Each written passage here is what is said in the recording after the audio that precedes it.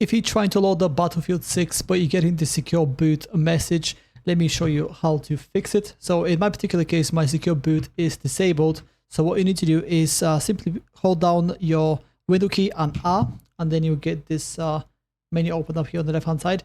Then simply paste msinfo32 and then click OK. Then you'll see this window open up right here. And underneath system summary, I want you to go to the right hand side. And the first thing that I want you to look for is the BIOS mode right here. Make sure this is set to UEFI. And once you've set that, make sure that the secure boot state is set to on instead of off. To enable your secure boot state, you need to go into your BIOS. So let me show you where to find that.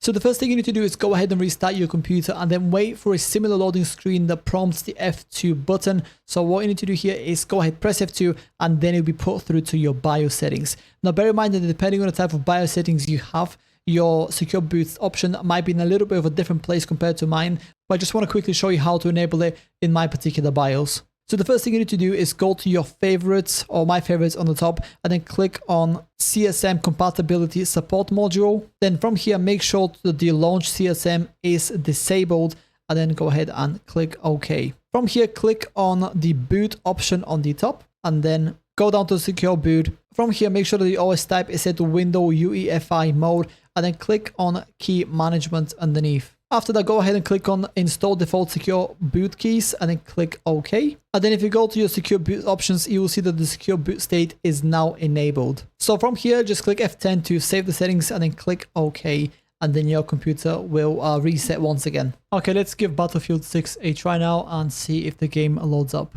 And as you can see, here is a Battlefield 6. It is now working. And yeah, that's pretty much it. That's how to enable secure boot for Battlefield 6. If you have any questions, let me know down in the comments below and I'll do my best to help you out.